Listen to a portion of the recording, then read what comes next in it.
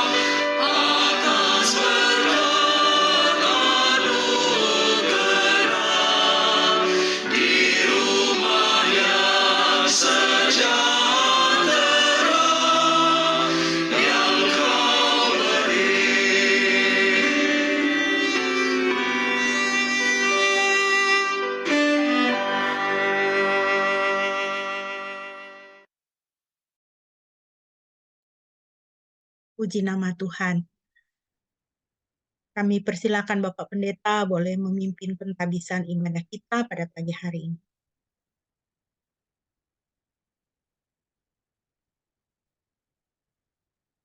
Mari jemaat yang dikasihi oleh Tuhan, kita akan berdoa dan menabiskan ibadah kita pada pagi ini. Tuhan, terima kasih, kami sungguh bersyukur untuk hari Sabat yang Tuhan sediakan, di mana kami boleh berhenti sejenak dari semua kesibukan kami, dan hari ini kami boleh menghadap Tuhan, mengucap syukur atas segala kebaikan dan pemeliharaan-Mu selama 1 minggu terakhir, dan untuk duduk diam mendengar firman-Mu. Ya Tuhan, kiranya Engkau hadir di tengah-tengah ibadah kami pada pagi ini. Jemaat yang dikasihi oleh Tuhan, ibadah kita boleh jadi hanya di dalam nama Bapa, Anak, dan Roh Kudus. Turunlah kiranya damai sejahtera dari Yahweh, Bapa, Anak, dan Roh Kudus ke atas kita sekalian. Amin.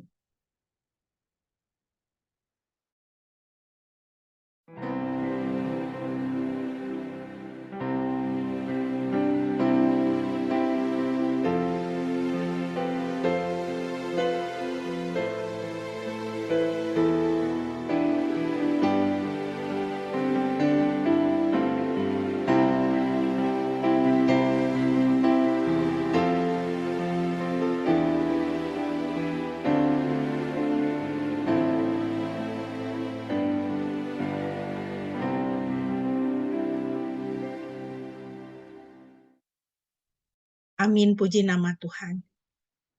Firman Tuhan yang melandasi ibadah kita pada pagi hari ini terambil dari Filipi pasal yang ketiga, ayat yang ke-10. Demikian firman Tuhan. Yang ku kehendaki ialah mengenal Dia dan kuasa kebangkitannya dan persekutuan dalam penderitaannya, di mana aku menjadi serupa dengan Dia dalam kematiannya. Puji nama Tuhan. Saudara-saudara, ada satu perkataan yang banyak dipakai untuk mendorong orang untuk mempunyai semangat dalam belajar. Kalimat itu mengatakan demikian. Pengetahuan adalah kekuasaan. Pengetahuan adalah kekuatan. Hal itu memang benar. Jika kita memiliki pengetahuan, kita memiliki ilmu, kita mempunyai banyak kesempatan untuk meningkatkan diri dan memperbaiki hidup kita. Bahkan bisa menolong kita untuk menambah pemasukan atau nafkah kehidupan.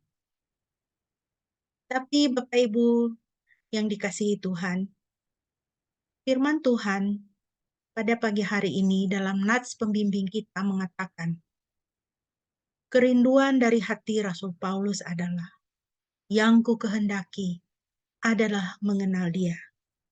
Yang ku kehendaki adalah mengenal Kristus dan kuasa kebangkitannya, persekutuan di dalam penderitaannya, di mana aku menjadi serupa dengan Dia di dalam kematiannya.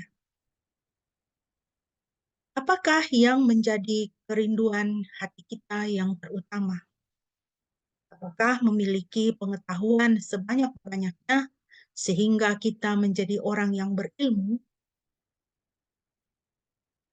Ataukah semakin kita mau, semakin kita rindu untuk lebih mengenal Kristus, lebih memiliki hubungan yang erat dengan Dia? Hendaknya kita tidak terlena oleh kata-kata bijak dunia ini. Karena kata-kata bijak di dunia ini tidak membawa kita kepada hidup kekekalan. Hanya hubungan kita di dalam Kristus yang membawa kita di dalam kekekalan bersama-sama dengan Tuhan, di mana kita bisa hidup dengan sesungguhnya, hidup dengan kehidupan yang sejati. Biarlah setiap hari Minggu ketika kita beribadah adalah satu kerinduan kita untuk boleh semakin menikmati Tuhan dan hadiratnya di dalam kehidupan kita. Mari kita bermazmur bagi Tuhan dari Mazmur 126 sebagai bagian dari puji-pujian kita kepada Tuhan. Saya persilakan Shine untuk boleh memimpin pembacaan Mazmur ini bagi kita. Mazmur 126.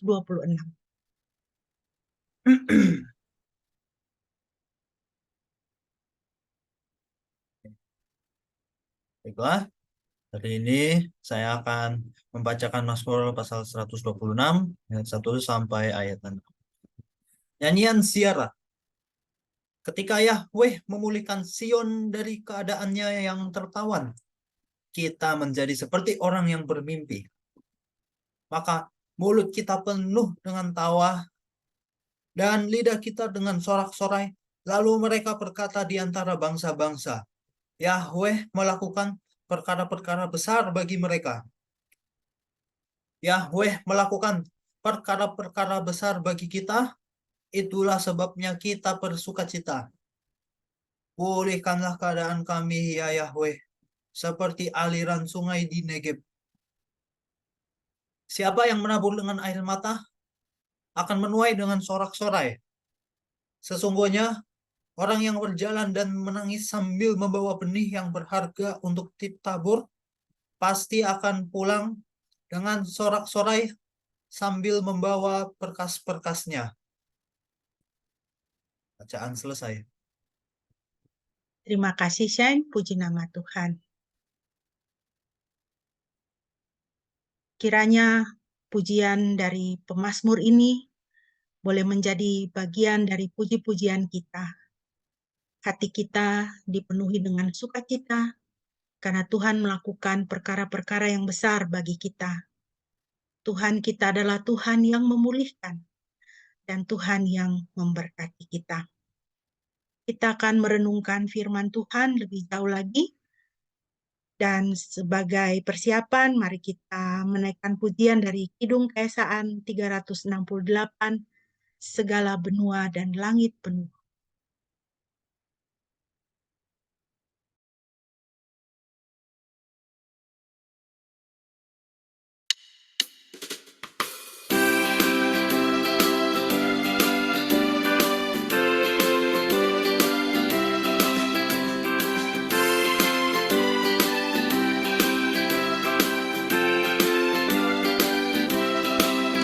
Segala benua dan langit penuh dengan bunyi nama yang sangat merdu, penghiburan orang berhati benar, pengharapan orang yang sudah sesat. Nama itu suci kudus, siapa belum mengenal penebus.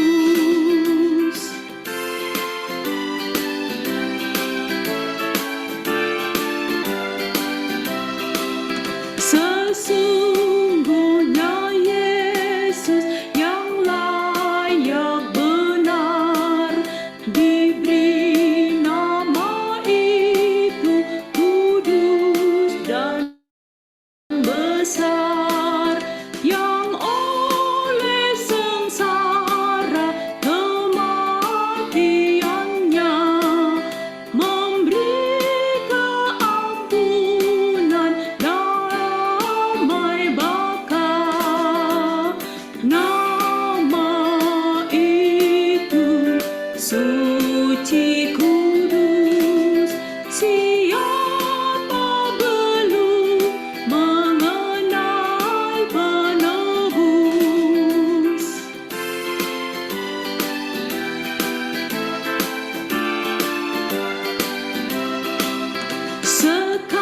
Sekalian bangsa, sekali hendak berlutut di hadapan Yesus kelak, dan kita kiranya menyanyi serta malaikat di sorga pujian sembah.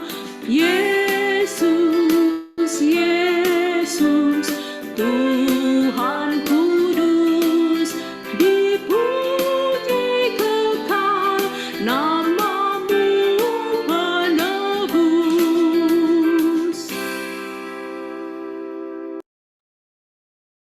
Doa dan perenungan firman Tuhan akan disampaikan oleh hambanya. Kami persilakan.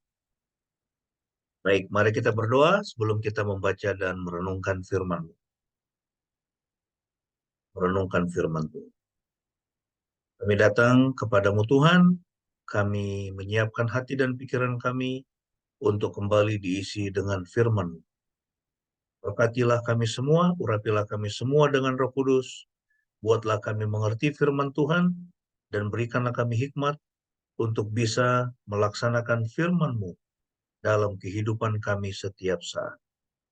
Pujilah Engkau, Bapa, dalam nama Tuhan Yesus, kami berdoa. Amin. Baik, shalom semuanya. Selamat pagi. Saya percaya kita semua dalam keadaan yang baik ya, dalam keadaan yang sehat. Puji Tuhan, kita kembali akan merenungkan firman Tuhan pada pagi ini. Dan firman Tuhan itu terambil dari Yakobus 2 ayat 1 sampai 13 ya. Kita meneruskan pembacaan kita dari surat Rasul Yakobus. Kita akan membuka Yakobus pasal 2 ayat 1 sampai 13 ya. Kita sudah membahas dari pasal yang pertama ya, di situ Rasul Yakobus berikan nasihat ya kepada jemaat yang dia layani ya, supaya mereka itu bersabar ya dan tabah ketika mereka menghadapi ujian atas iman mereka atau menghadapi pencobaan ya, tetap bersukacita dan juga tidak pernah berpikir bahwa pencobaan itu datang dari Tuhan ya. Pencobaan untuk jatuh ke dalam dosa itu datang dari Tuhan. Tidak, karena Tuhan dia tidak mencobai. Ya, Tuhan memberikan ujian supaya kita naik ke tingkatan iman yang lebih tinggi, tapi dia tidak mencobai seperti iblis yang mencobai kita dengan tujuan supaya kita jatuh ke dalam dosa. Ya, jadi Tuhan dalam hal ini dia tidak mencobai kita, dan juga Rasul Yakobus juga dia berbicara tentang supaya kita tidak hanya menjadi pendengar firman ya, tetapi supaya kita juga menjadi pelaku ya, menjadi pelaku firman. Nah, sekarang kita akan melihat pasal yang kedua ayat 1 sampai dengan ayat yang ke-13 ya, 1:13. Di sini ada Dr. Sandra, bisa membacakan untuk kita Yakobus 2 ayat 1 sampai 13.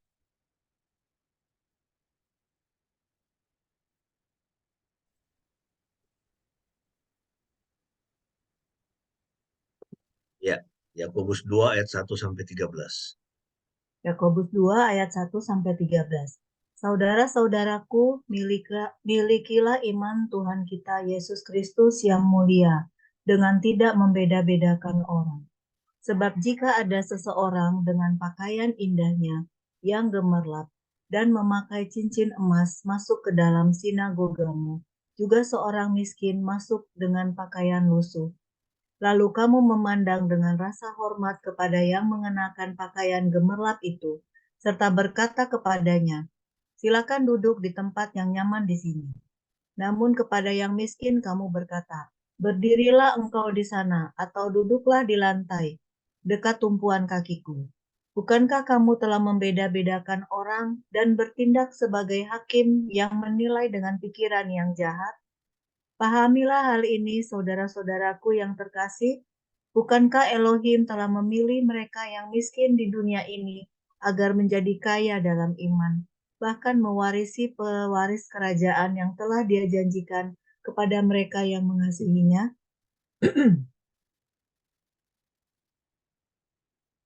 Tetapi kamu telah menghina orang miskin, padahal orang-orang kaya itulah yang menindas kamu. Bahkan mereka menyeretmu ke pengadilan. Bukankah mereka itu juga yang telah menghujat nama mulia yang olehnya kamu dipanggil? Jika kamu melakukan hukum kerajaan sesuai dengan kitab suci, hendaklah kamu mengasihi sesamamu seperti dirimu sendiri, maka kamu melakukan yang baik. Tetapi jika kamu membeda-bedakan orang, kamu melakukan dosa dan terbukti sebagai pelanggar hukum. Sebab siapa saja yang menuruti seluruh hukum itu, tetapi gagal dalam satu bagian saja, dia bersalah terhadap seluruhnya. Sebab dia yang berkata, jangan berzina, juga berkata, jangan membunuh. Karena itu, jikalau engkau tidak berzina, tetapi membunuh, maka engkau sudah menjadi pelanggar hukum. Berbicaralah dan bertindaklah sedemikian rupa seperti orang-orang yang akan segera dihakimi oleh hukum yang memerdekakan. Sebab orang yang tidak menunjukkan belas kasihan akan dihukum tanpa belas kasihan. Tetapi Tetapi sesungguhnya belas kasihan mengalahkan penghukuman.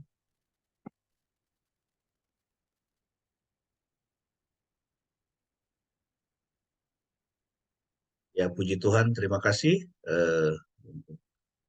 boleh membacakan bagian ini ya.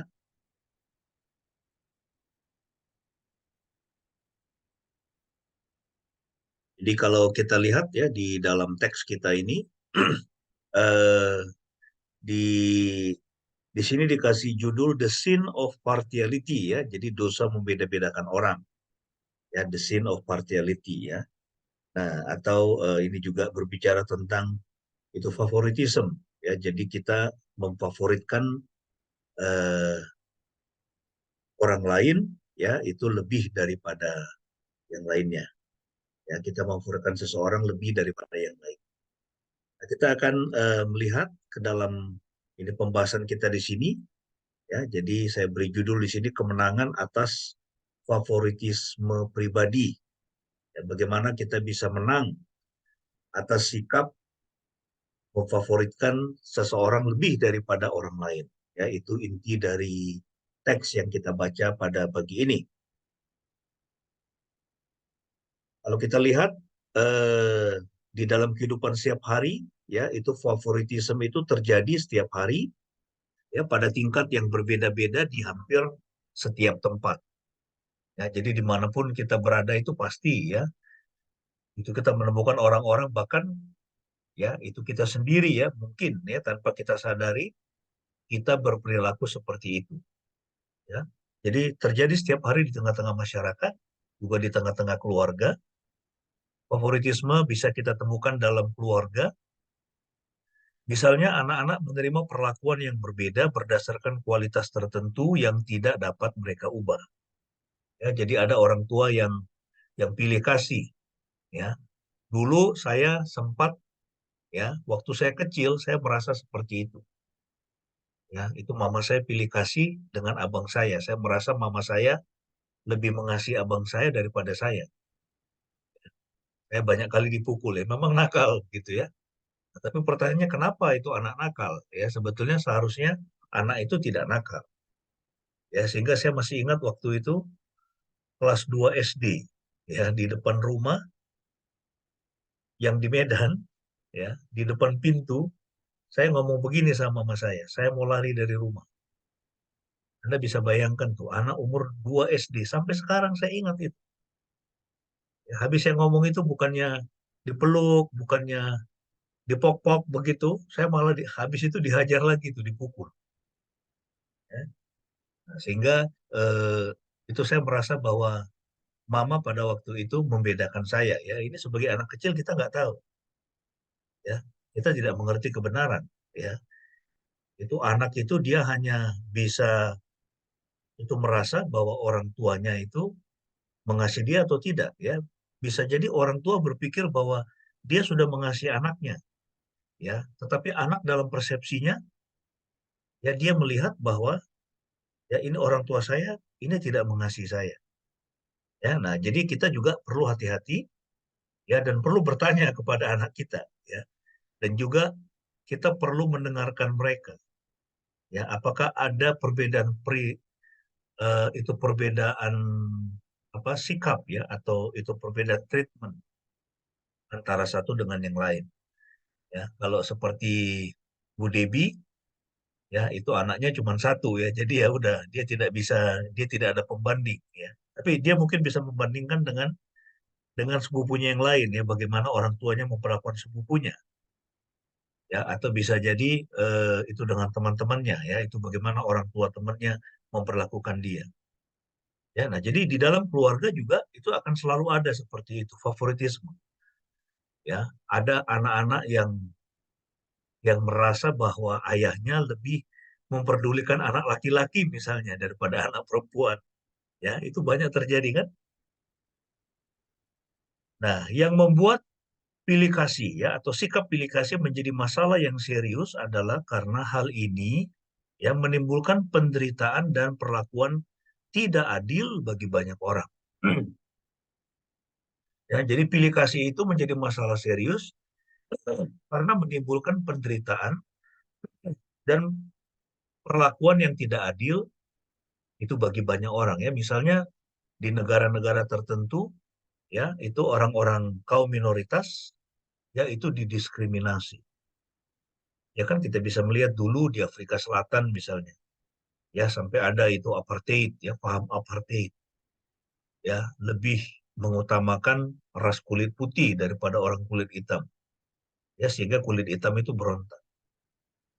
Ya, jadi sikap pilih kasih itu menimbulkan penderitaan. Di India sekarang ya yang dipimpin oleh Hindu radikal, ya ini sekarang ini Hindu radikal luar biasa. Itu banyak menindas kaum minoritas. Ya di Afghanistan, di Pakistan, di Iran kita melihat seperti itu. Ya, jadi ketidakadilan itu terjadi di mana-mana. Ya, sikap pilih kasih. Ya, ini sebuah negara kan atau pemerintah, dia tidak boleh seperti itu. Ya, setiap warga negara itu harus diperlakukan sama. Ya, tidak ada diskriminasi. Nah, favoritisme juga menimbulkan banyak ketidakpercayaan, ya, kecemburuan dan kebencian yang mendalam. Ya, jadi kalau misalnya ada satu kelompok tertentu di tengah-tengah masyarakat, ya, atau suku tertentu di tengah-tengah masyarakat, ya, mereka merasa didiskriminasi. Ya, ini misalnya kita lihat ini konflik Rempang ini kan, yaitu suku Melayu. Ya, mereka disuruh pergi, ya, itu dari tanahnya. Walaupun kata pemerintah itu apa? Itu mereka disediakan lahan, ya, dikasih rumah, ya, dikasih ganti rugi ya, itu seperti itu, ya. Nah, tetapi yang kita lihat kan itu ada apa? Itu kerusuhan itu kan sampai gas-gas air mata itu ditembakkan.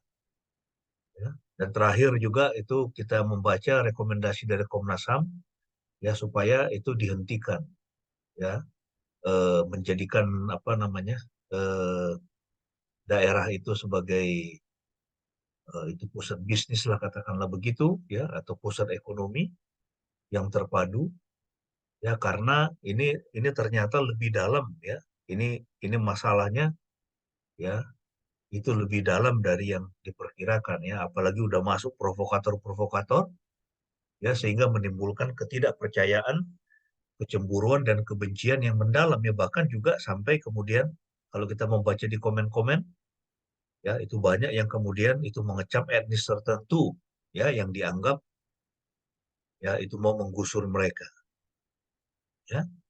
Nah, ini bisa aja ya walaupun itu bisa jadi ada yang dari masyarakat Melayu itu yang dia berpikir wah kita ini kapan majunya kalau tidak ada investasi. Ya kan? Kita hidupnya akan begini-begini terus. Ya kalau tidak ada investasi ya sampai itu toko Melayu itu mengatakan ini sampai 5 kali kiamat katanya. Kalau tidak masuk investasi ya hidup kita juga akan begini-begini terus. Ya, nah tetapi ya ini masalahnya sudah jadi rumit ya kita tidak tahu itu akan seperti apa. Tetapi intinya bahwa itu favoritisme itu akan menimbulkan banyak ketidakpercayaan, kecemburuan dan kebencian yang mendalam. Ya, ini makanya kalau ini kalian melihat ya ini Yogyakarta ini ya ini Sultan ini ya kalau kita lihat itu sangat menjaga sekali ya. Ya ini kepentingan eh, ini orang-orang lokal di sini ya yang lebih lemah secara ekonomi. Jadi jika kita mempraktikkan pilih kasih ya kita harus menghentikannya. Ya jika kita menerima bantuan yang tidak semestinya dengan cara yang tidak adil terhadap orang lain, kita juga perlu menghentikan. Ya, jadi kalau ada di antara kita ini ya ini orang tua ya mulai membeda-bedakan anak ya lebih mengasihi si A daripada si B ya kita harus menghentikan sikap seperti itu dan kita harus bersikap adil bertindak adil ya bertindak adil itu tidak harus ya misalnya yang satu dikasih itu HP merek ini kemudian si B juga harus dikasih ya itu HP merek yang sama tidak juga harus seperti itu tapi kita sebagai orang tua perlu mendengar anak dan perlu melihat kebutuhannya dengan tepat ya. Nah, kita harus menghentikan sikap atau praktek pilih kasih. Nah, kita akan melihat ya apa yang menjadi akar masalah ya di tengah-tengah jemaat yang dilihat oleh Yakobus ya. Kita bisa membaca tadi, kita sudah baca di Yakobus 2 ayat 2 sampai 4 ya. Jadi ini masalahnya ya. Dia menulis, sebab jika ada seseorang dengan pakaian indahnya yang gemerlap dan memakai cincin emas masuk ke dalam sinagogamu, juga seorang miskin masuk dengan pakaian lusuh. Ya, jadi ada dua kelompok orang ya. Itu kelompok sosial masuk ke dalam gereja. Ya, di sini dia pakai kata sinagog ya. Waktu itu kan waktu dia menulis itu mungkin belum ada gereja. Ya, waktu itu mungkin orang Kristen belum dianiaya, mereka masih beribadah di sinagoga. Di sinagoga orang Yahudi yang kemudian nanti kita melihat ya di dalam Kisah Rasul, mereka kemudian dianiaya ya karena itu mereka menyembah atau berdoa kepada Yesus. Ya, menganggap Yesus itu Mesias, Yesus itu Tuhan, sehingga kemudian mereka dipersekusi, ya dianiaya oleh orang Yahudi, sehingga kemudian mereka harus keluar dari sinagoga. Nah, jadi ada orang masuk sinagog, ya, bait suci, kemudian ada yang mengenakan pakaian yang gemerlap, memakai cincin emas, juga ada orang miskin. Ya, dua kelompok sosial yang berbeda, si kaya dan si miskin. Lalu kemudian kita, ya, ini kita bisa, kita sebagai jemaat, kita sebagai pendeta, atau sebagai rabi misalnya, atau kita sebagai majelis, ya, dia mengatakan, lalu kamu memandang dengan rasa hormat kepada yang mengenakan pakaian gemerlap itu, serta berkata kepadanya, silakan duduk di tempat yang nyaman di sini. Ya, itu biasanya kan begitu ya.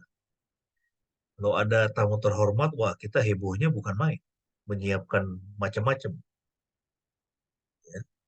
Misalnya ada orang yang kita anggap itu terhormat datang ke rumah kita, wah rumah semuanya kita bersihkan, kemudian kita siapkan makanan yang terbaik, minuman yang terbaik untuk dia. Ya. Nah, jadi kira-kira seperti itu di dalam gereja, ya di dalam sinagog. Memandang dengan rasa hormat kepada yang mengenakan pakaian gemerlap. Namun kepada yang miskin kamu berkata, berdirilah engkau di sana, atau duduklah di lantai dekat tumpuan kaki. Saya pikir ini kalau kita mau jujur ya, ini banyak kita jatuh di sini kan. Ya, itu kita gagal di sini ya, kita membeda-bedakan orang. Nah, ketika ada orang berperilaku seperti itu, Yakobus dia mengatakan, bukankah kamu telah membeda-bedakan? Ya, jadi ini masalah yang dibahas oleh Yakobus di pasal yang kedua ini. Sikap membeda-bedakan orang. Dan bertindak, jadi kalau kita berperilaku seperti itu, Yakobus dia mengatakan, kamu itu bertindak sebagai hakim yang menilai dengan pikiran yang jahat. Jadi kebenaran firman Tuhan ini juga untuk para hakim juga ini. Ini bagaimana hakim ketika dia mengadili, yang diadili itu orang yang super kaya dengan seorang yang miskin, nah itu bagaimana sikap dia. Nah di sini orang yang membeda-bedakan orang berdasarkan status ekonominya, kita bisa itu masuk ke yang lain ya, bukan hanya status ekonomi, berdasarkan sukunya, ya kan, atau rasnya, berdasarkan pendidikannya misalnya. Kalau kita membeda-bedakan orang seperti itu, maka kita bertindak sebagai hakim yang menilai dengan pikiran yang jahat. Ya, orang yang membeda-bedakan orang rasis itu, ya, jadi rasis itu bukan hanya untuk ras ya, sekali lagi, bisa membeda-bedakan orang berdasarkan agamanya, berdasarkan keyakinannya. Ya, itu jangan salah loh, kita harus menghormati setiap orang apapun agamanya. Bahkan ketika dia menyembah batu sekalipun, kita harus menghormati dia. Walaupun kita perlu juga memberikan nasihat ya. Itu selama dia masih mau mendengar. Yang tidak boleh itu adalah orang menyembah batu lalu batunya dipakai untuk lempar kita, itu nggak boleh. Itu harus diadili ya yang seperti itu. Orang bisa katakan apapun itu adalah Tuhan. Itu Tuhannya, mau batu, mau patung, mau kayu, mau pohon. Ya itu selama itu benda itu tidak dia pakai untuk menganiaya orang lain.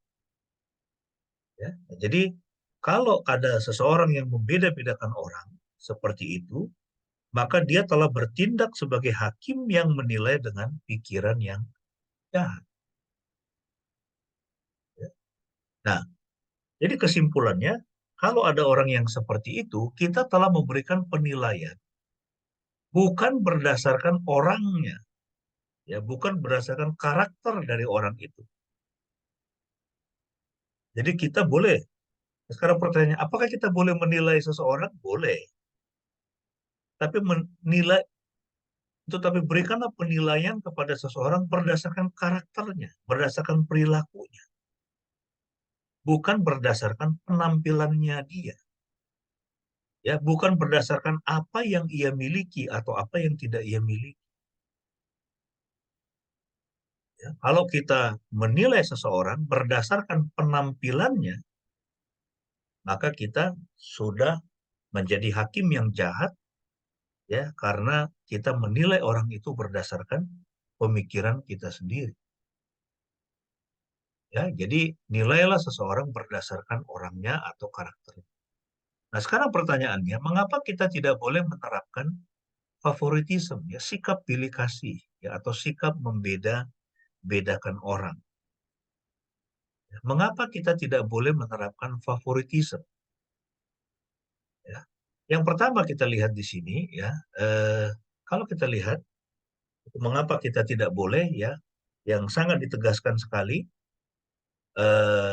Tadi juga kita lihat, ya, itu Yakobus mengatakan menghakimi dengan pikiran yang jahat.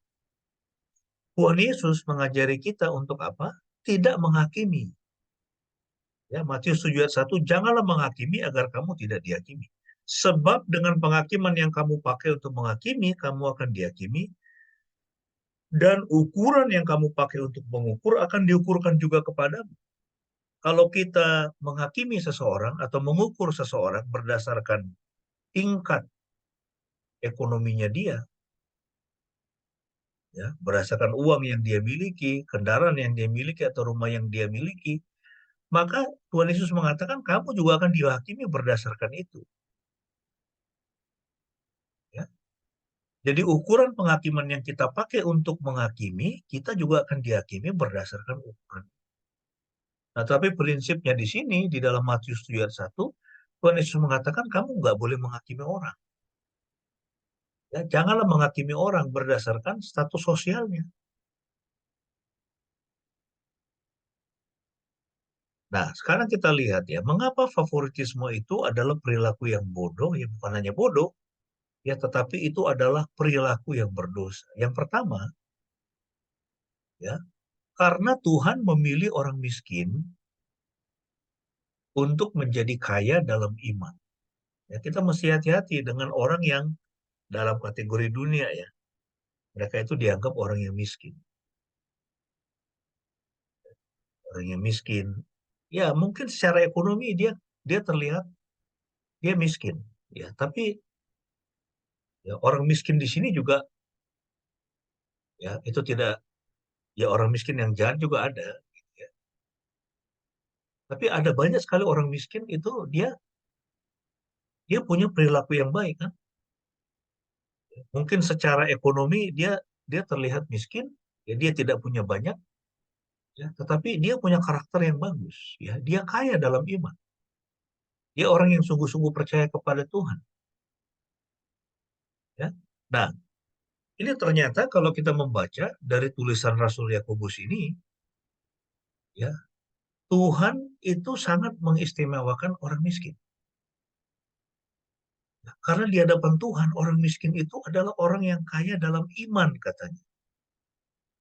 Ya, orang yang miskin yang tetap setia kepada Tuhan, orang miskin yang tetap bersyukur di dalam kemiskinannya, orang miskin yang, ya, itu mereka tetap mengasihi Tuhan, ya, orang miskin yang dia meskipun tidak punya banyak, ya, tapi dia selalu belajar bersyukur kepada Tuhan. Ya, di hadapan Tuhan orang seperti itu adalah orang yang kaya dalam iman. Ya, sehingga kalau seperti itu faktanya, bagaimana mungkin kita masih bisa melakukan diskriminasi terhadap masyarakat yang dianggap miskin? Ya. Ini kita perlu ya, itu sesekali ya, itu kita pergi kalau di Jogja, itu pergilah ke Kalijodo. Ya, lihat orang-orang ya, itu dengan rumah-rumah yang kecil-kecil yang ada di situ. Orang-orang sederhana yang berjuang. Ya mungkin penghasilannya itu cuma cukup dimakan buat hari itu. Nggak ada tabungan besok, besok kerja lagi untuk makan buat hari. Bahkan kalau kita melihat, ya, Tuhan Yesus, dia mengatakan apa? Berbahagialah orang yang miskin. Ya kan? Lukas 6 ayat 20. Ya, dia mengatakan berbahagialah orang yang miskin karena kerajaan surga adalah milik mereka. Ini Anda ingat nggak itu? Ya, itu ada satu kisah ya. Ada orang kaya dikatakan. Orang kaya datang kepada Yesus. Orangnya sangat kaya, orang muda yang kaya. Kemudian dia bertanya kepada Yesus, Guru, apa yang harus kulakukan supaya aku bisa sempurna? Apa yang harus kulakukan supaya aku bisa masuk ke dalam kerajaan surga, dia bilang. Lalu Tuhan Yesus bilang apa? Tuhan Yesus katakan, lakukanlah semua yang dikatakan hukum Taurat. Jangan membunuh, jangan mencuri, jangan berzina, hormati Tuhan, hormati orang tuamu. Kemudian orang muda ini, itu dia bilang apa? Semuanya sudah kulakukan sejak masa muda.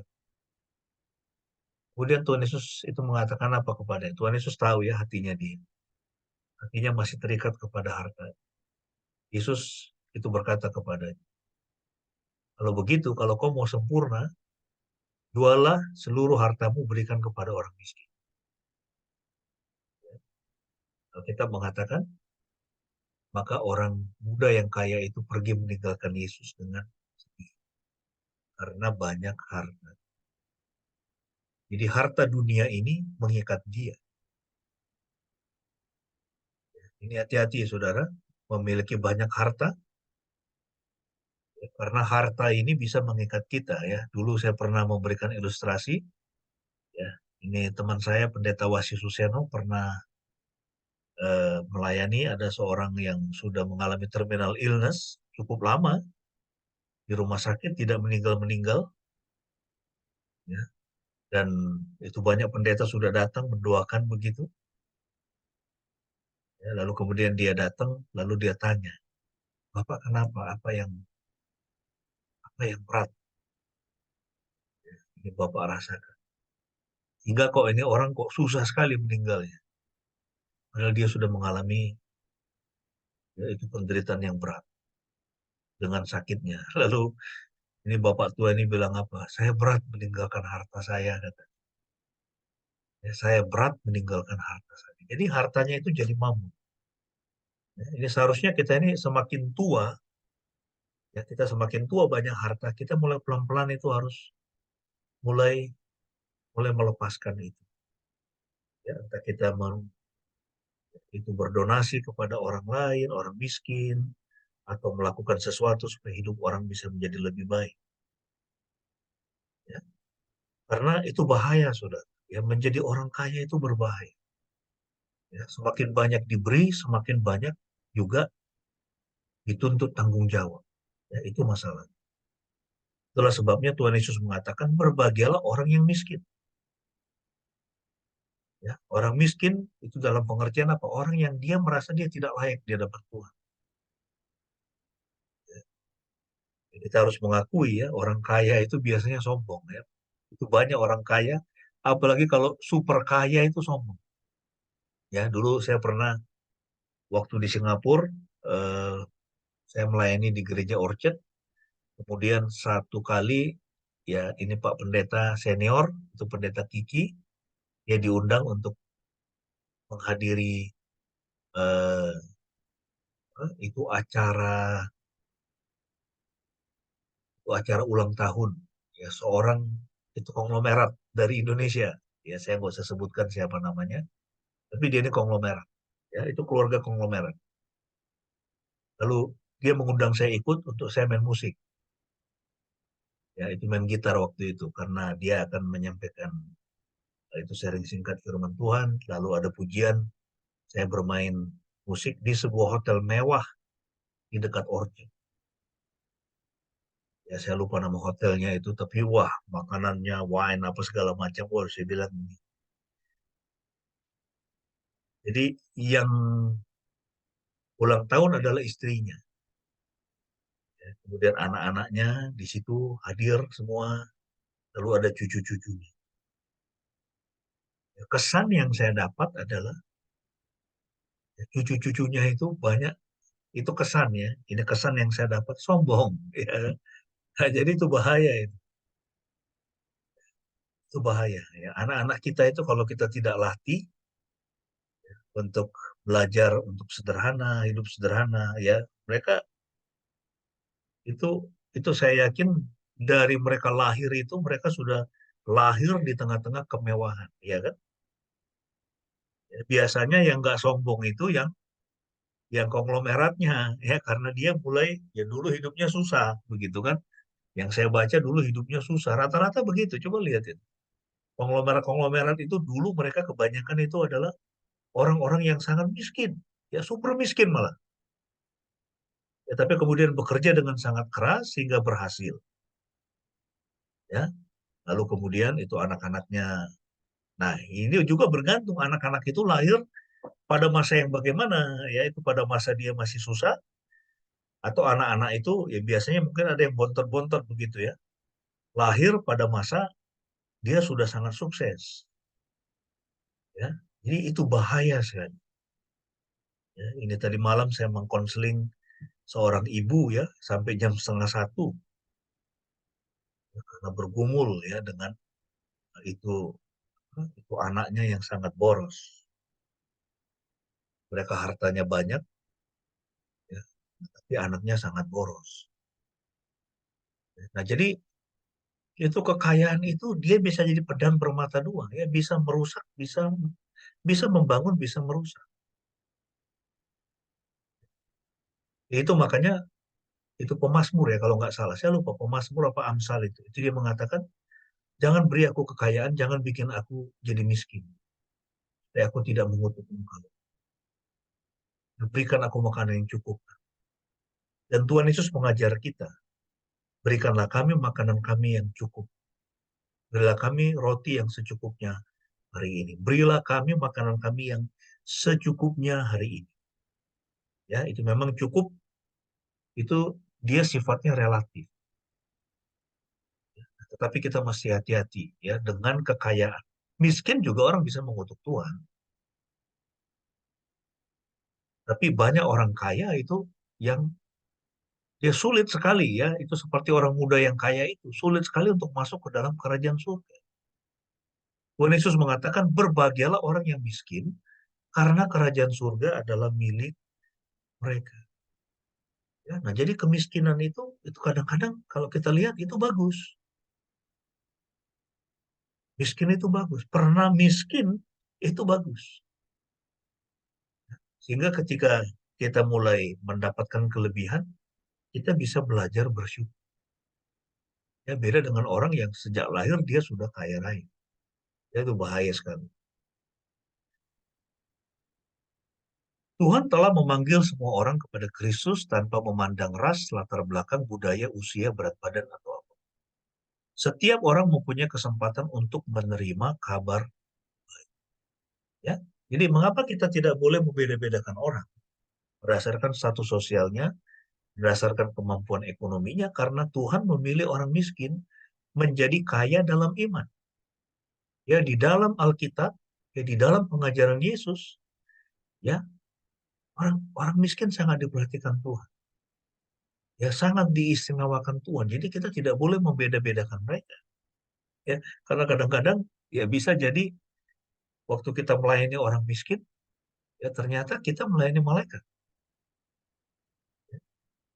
Nah, ini yang pertama, saudara. Tuhan memilih orang miskin menjadi kaya dalam iman. Kemudian alasan yang kedua, mengapa kita tidak boleh membeda-bedakan orang adalah karena seringkali orang menjadi kaya itu karena menindas orang lain. Ya, coba kita kembali ke dalam teks kita sedikit. Kalau kita membaca di situ, di dalam ini, ayat yang ke-6. Ya. Ayat yang kelima, pahamilah hal ini saudara-saudaraku yang terkasih, bukankah Elohim telah memilih mereka yang miskin di dunia ini agar menjadi kaya dalam iman? Bahkan sebagai pewaris kerajaan yang telah dia janjikan kepada mereka yang mengasihi. Ya, orang yang miskin, ya tidak hanya miskin secara ekonomi, tapi juga orang yang miskin secara rohani, yang merasa dia tidak layak di hadapan Tuhan, ya, Tuhan sudah memilih mereka sebagai pewaris kerajaan yang sudah dia janjikan kepada mereka yang mengasihinya.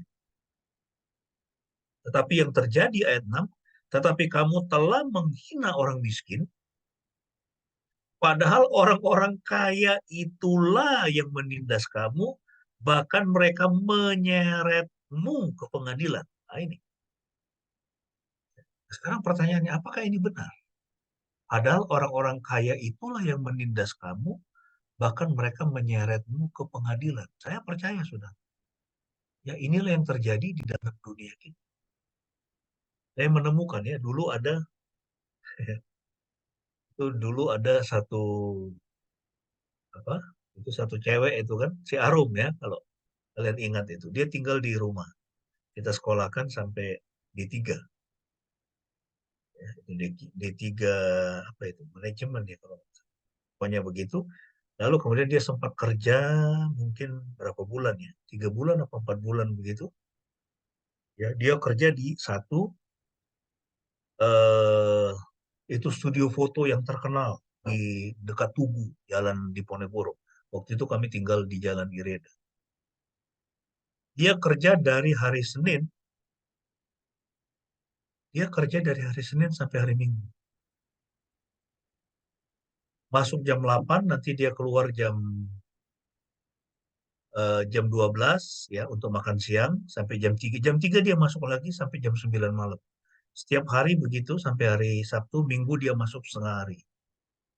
Anda tahu gajinya 300.000. Dalam 1 bulan dia kehilangan berat badan 5 kilo. Dalam sebulan dia kehilangan berat badan 5 kilo. Saya bilang sama dia, ini saya kasih makan dia kan di rumah. 5 kilo itu kalau dihitung-hitung berapa itu ya? Ini cuma dapat 300.000 saya bilang.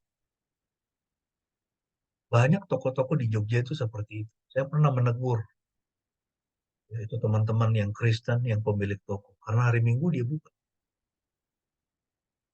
Jadi setengah hari dia buka, itu karyawan tetap kerja. Ya, saya tanya karyawannya, kamu digaji berapa? Kecil sekali, saudara. Ya. Banyak orang-orang super kaya itu, mengapa dia jadi super kaya? Karena dia menindas orang. Ya, saya itu banyak membaca itu laporan-laporan yang jelek itu tentang siapa itu Elon Musk. Ya, itu banyak karyawannya itu yang kesel dengan penggajiannya. Ya, ini sekarang orang terkaya di dunia. Di Indonesia juga sama seperti itu. Ya, banyak konglomerat itu seperti itu. Dia menjadi sangat kaya, tapi coba lihat buru-burunya seperti apa hidupnya. Tiap hari itu ngelinting rokok itu. Ya, gudang garam, sempurna. Tapi lihat kehidupan mereka bagaimana. Mereka jadi buruh terus seperti itu. Tapi ini orang makin lama makin kaya, makin kaya, makin kaya. Ya. Nah, jadi Yakobus juga melihat itu. Dia bilang, kamu memberikan penghormatan kepada orang kaya, justru orang kaya itu menindas kamu. Jadi kita mesti hati-hati loh itu. Kalau kita punya karyawan, nggak boleh kita menindas karyawan kita. Kita menjadi sangat kaya, itu karyawan kita hidupnya begitu saja. Harusnya kita mulai berpikir, ya ini bagaimana karyawan saya ini, dia pelan-pelan hidupnya bisa makin baik. Kita ajari dia investasi gaji yang dia terima dari kita, supaya dia juga makin makmur. Kita harus berpikir untuk memberdayakan hidup orang lain. Di dalam dunia ini banyak orang kaya dan terkenal justru menghujat nama Yesus atau menolak Injil ya. Misalnya itu film-film Hollywood itu banyak menghujat Yesus, menghujat kekristenan. Itu orang-orang super kaya itu yang punya. Eh, Bu Arni kan cerita film apa itu yang dilarang itu ditolak oleh anggota DPR ya dari fraksi Golkar. His Only Son. Ya, His Only Son. Ya, padahal saya pengen nonton. Itu kan film dari Alkitab kan? Ya, His Only Son. Jadi itu berbicara tentang Abraham yang mempersembahkan Ishak, tapi ditolak oleh anggota DPR. Ada 2 anggota DPR, satu dari Golkar itu yang paling kencang, lalu ada dari PKB. Katanya tidak sesuai dengan ajaran agamanya. Tetapi itu Anda tahu, film itu terlebih dahulu ditolak oleh Hollywood. Ya betul ya, Ibu Pendeta? Iya, karena eh, studio yang memproduksi film itu eh, memproduksi film yang memang sesuai dengan Alkitab. Jadi sudah ada 2 film sebelumnya yang mereka produksi yang memang berdasarkan Alkitab, yang benar-benar film Alkitabiah begitu ya. Dan 2 film itu terdahulu juga sudah ditolak oleh Hollywood, tetapi sukses, sangat sukses. Ya, ya. Nah, jadi eh, ini film His Only Son juga dia ditolak oleh Hollywood. Ya. Jadi orang-orang kaya yang memiliki Hollywood ya memproduksi film-film yang begitu mempengaruhi seluruh dunia, tapi justru film yang ya berdasarkan Alkitab itu mereka tolak. Ya. Itu pesan-pesan Natal misalnya. Apa sekarang pesan-pesan Natal? Film-film Natal itu bicara soal apa? Percintaan lah, ya, atau bagaimana kita memberilah seperti itu. Tapi itu di mana Yesus ya dalam film-film Natal ya, itu Christmas movie yang diproduksi oleh Hollywood.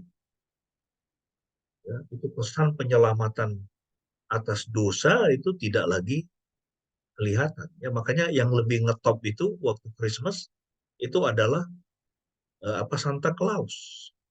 Ya, itu bukan Tuhan Yesus. Ya, nah ini juga banyak orang menjadi kaya karena mengeksploitasi orang lain. Ya, inilah yang kalau kita melihat itu Karl Marx ya dengan temannya siapa itu ya itu kemudian memunculkan paham komunisme, yaitu mengapa? Karena setelah revolusi industri di mana banyak mesin-mesin diciptakan dan sebagainya, lalu kemudian itu pemilik modal, orang-orang kaya itu kemudian menjadi semakin kaya dan apa? Mereka menindas kaum buruh. Ya, mereka menindas para pekerja mereka.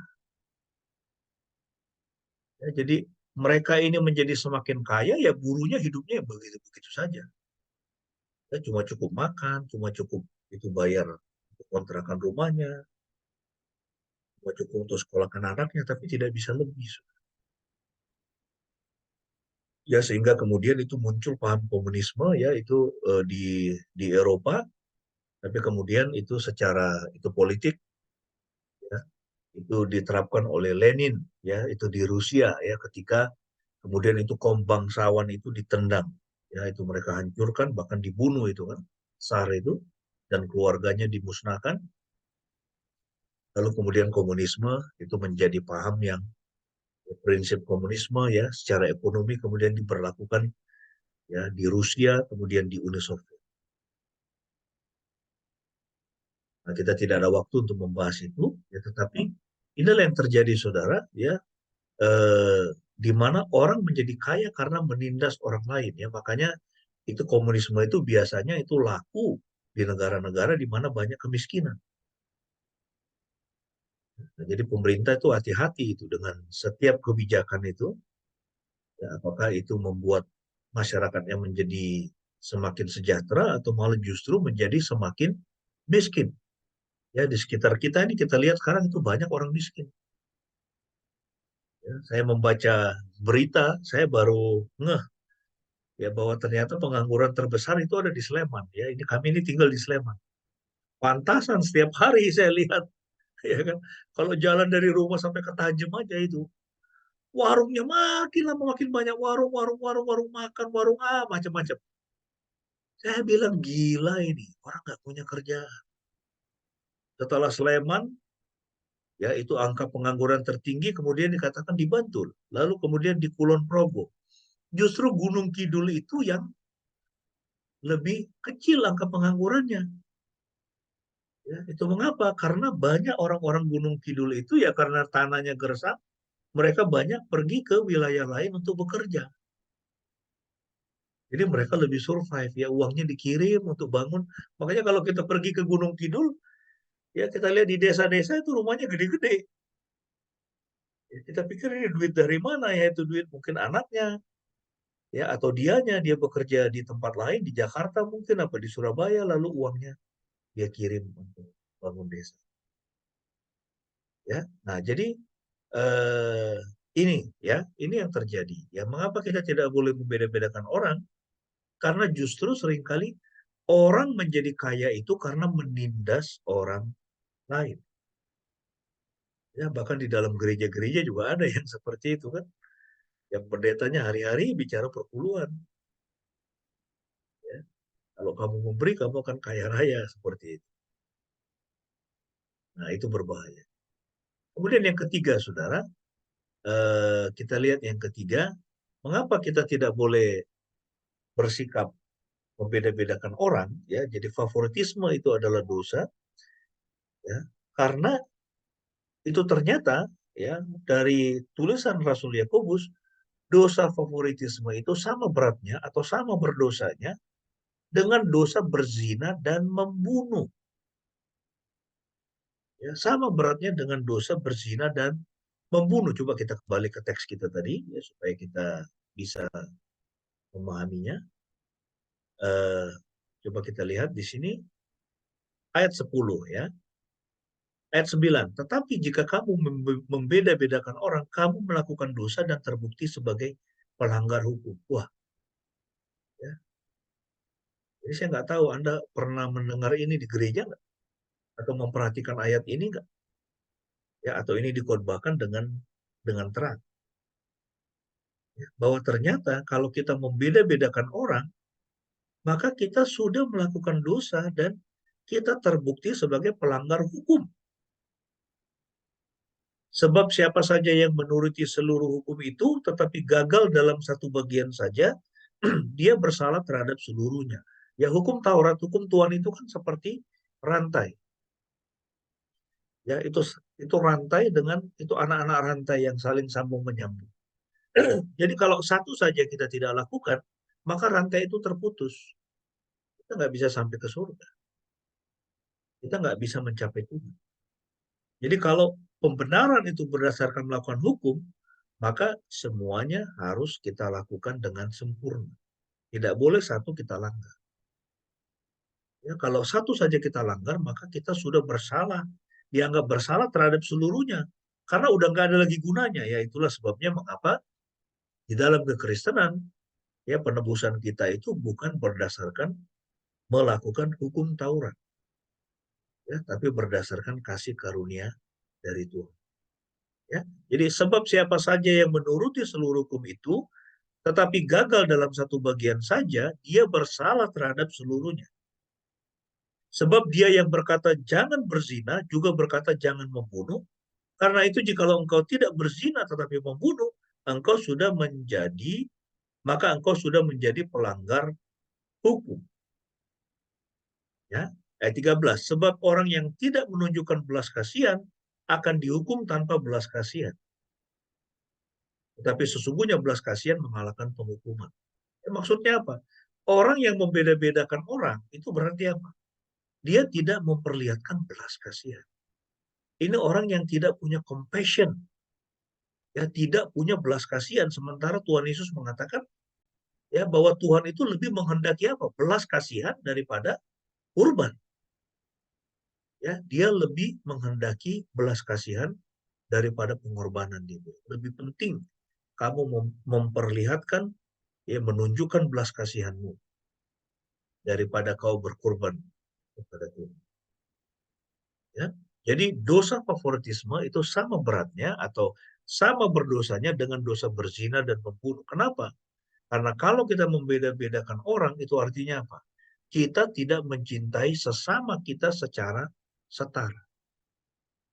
Dan itulah inti pengajaran Yesus ketika dia mengajarkan mengenai orang Samaria yang baik. Ya kan, orang Samaria, ya, itu ada orang di Samun, katanya dalam perjalanan ke Yeriko. Yang lewat yang pertama ada orang Farisi, ada imam, itu dia tidak peduli, dia tinggalkan saja. Tapi ada orang Samaria, orang yang dianggap, ya, itu najis, ya, orang Yahudi tidak mau bergaul, tidak dianggap orang Yahudi, ya, dihina oleh orang-orang Yahudi, tapi orang Samaria yang baik ini diangkat ini, ya, dan yang ditolong itu adalah orang Yahudi. Ya, dia rawat, dia balut lukanya, dia bawa ke tempat penginapan, dia minta untuk dia diinikan, dia bayarin semuanya. Dan Tuhan Yesus pada waktu itu berbicara kepada orang-orang Yahudi. Dan judul dalam teks itu adalah, siapakah sesamaku manusia? Lalu kemudian Yesus bertanya kepada orang banyak dan kepada para murid, siapa yang melihat orang lain sebagai sesamanya? Mereka harus mengatakan orang Samaria itu. Karena dia tidak membeda-bedakan orang.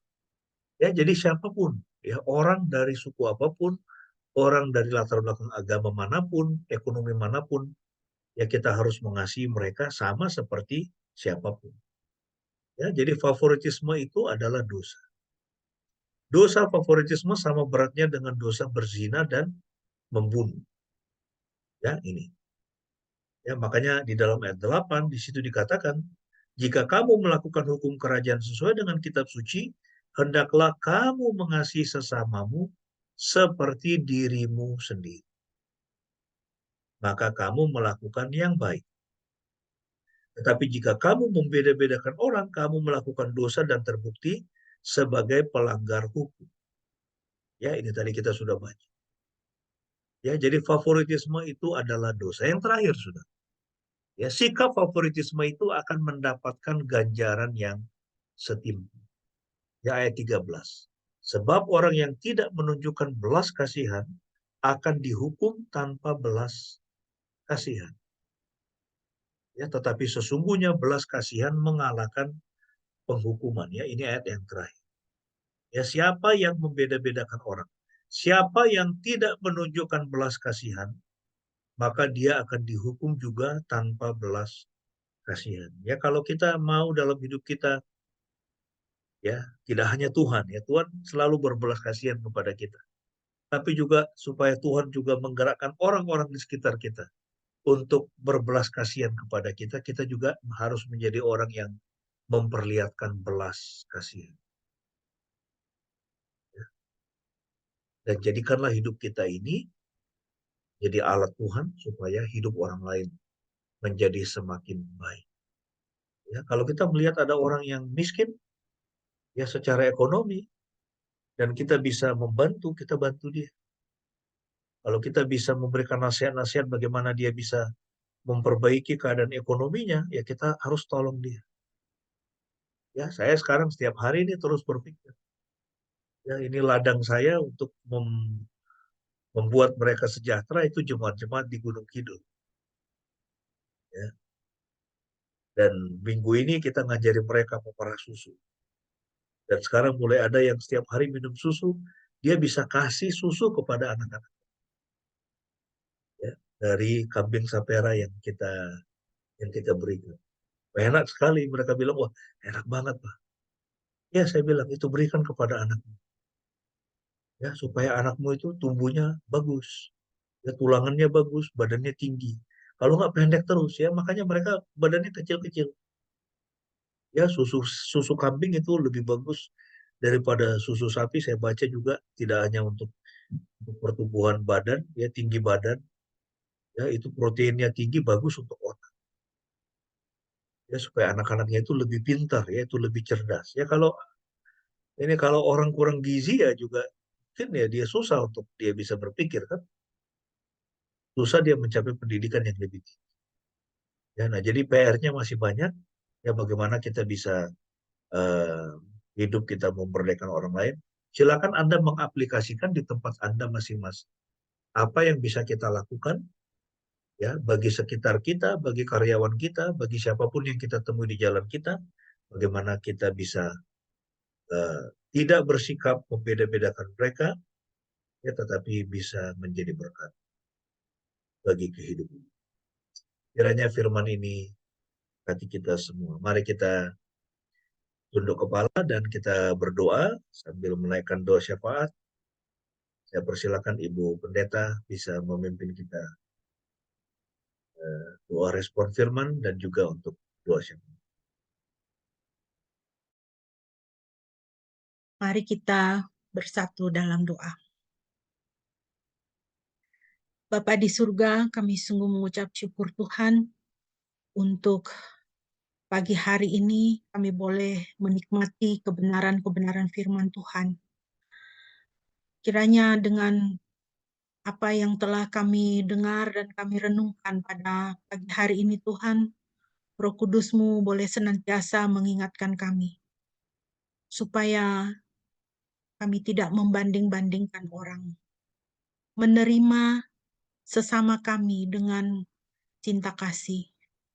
Karena Tuhan juga menerima kami dengan apa adanya kami. Tuhan mengasihi kami tanpa syarat. Biarlah Tuhan hati kami selalu dipenuhi dengan cinta kasih Tuhan, supaya kami juga dapat mencerminkannya di dalam kehidupan kami masing-masing.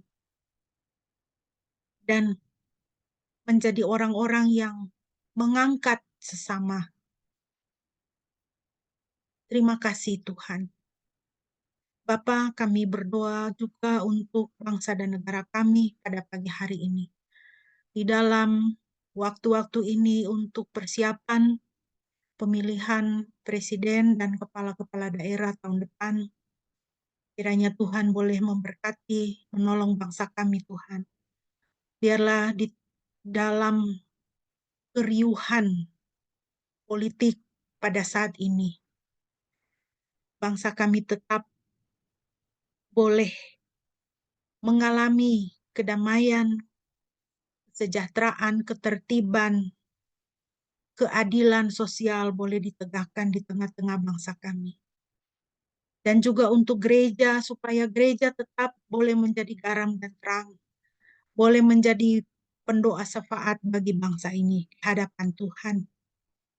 Ampunilah segala kesalahan kami Tuhan, baik kami secara pribadi, keluarga, maupun sebagai bangsa dan negara di hadapan-Mu. Begitu banyak hal-hal yang terjadi di sekeliling kami maupun di dalam hidup kami Tuhan, yang kami sadar itu sangat memilukan hati Tuhan. Kami mohon ya Bapa, belas kasihan Tuhan dan tangan anugerah Tuhan selalu ada bagi kami. Pulihkanlah kami ya Bapa. Juga untuk jemaat-Mu Tuhan pada pagi hari ini, kiranya berkat-Mu ada atas kami Tuhan. Ada atas orang tua kami dalam masa tua, ada atas kami yang bekerja, ada atas anak-anak kami, generasi di bawah kami dalam studi maupun pekerjaan mereka masing-masing. Terima kasih Bapa, biarlah di seluruh kehidupan kami memuliakan nama Tuhan. Di segala apa yang kami lakukan, kami hidup memuliakan Tuhan. Terpujilah Engkau Tuhan, di dalam nama Yesus yang telah mengajarkan kami berdoa demikian. Bapa kami yang di surga, dikuduskanlah namamu, datanglah kerajaan-Mu, jadilah kehendak-Mu di bumi seperti di surga. Berikanlah kami pada hari ini makanan kami yang secukupnya, dan ampunilah kami akan kesalahan kami, seperti kami juga mengampuni orang yang bersalah kepada kami.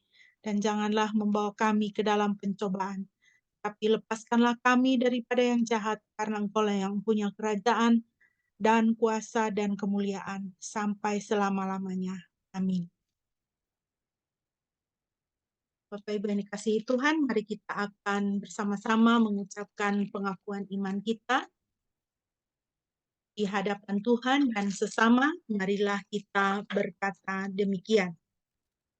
Aku percaya kepada Elohim, Bapa yang Maha Kuasa, Khalik langit dan bumi, dan kepada Yesus Kristus, anaknya yang tunggal Tuhan kita yang dikandung dari Roh Kudus, lahir dari anak darah Maria, yang menderita sengsara di bawah pemerintahan Pontius Pilatus, disalibkan, mati, dan dikuburkan, turun ke dalam kerajaan maut.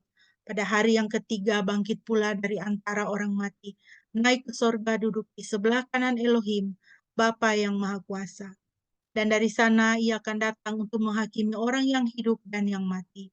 Aku percaya kepada Roh Kudus, gereja yang kudus, dan persekutuan orang kudus, pengampunan dosa, kebangkitan tubuh, dan hidup yang kekal. Amin.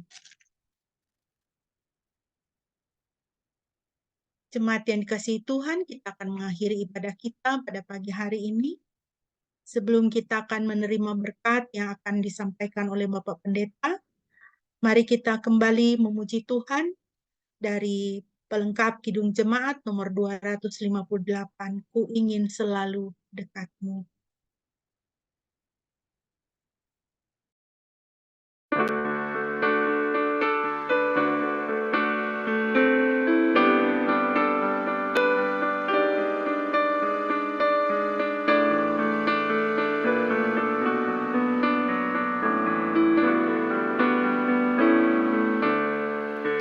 Ku ingin selalu dekat padamu,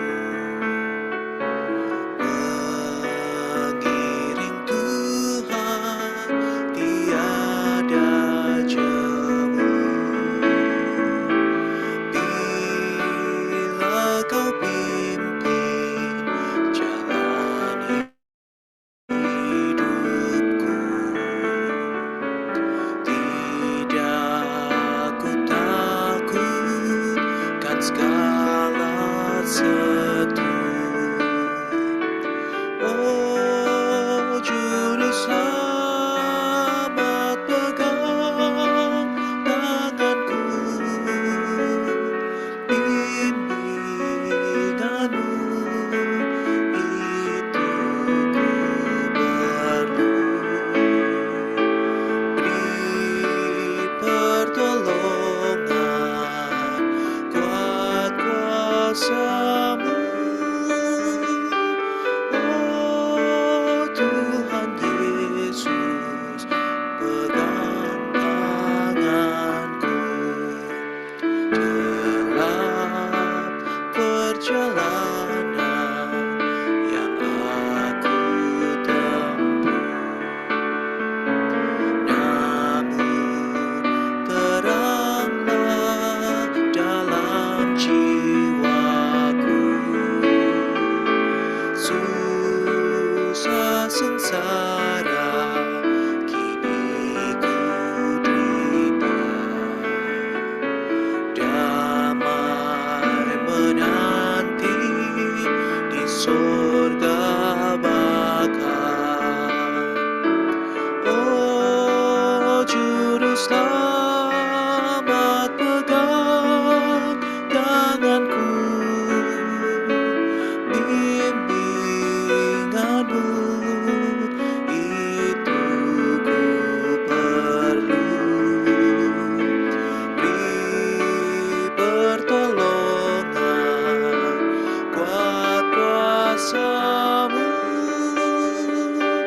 Oh Tuhan Yesus, pegang tanganku.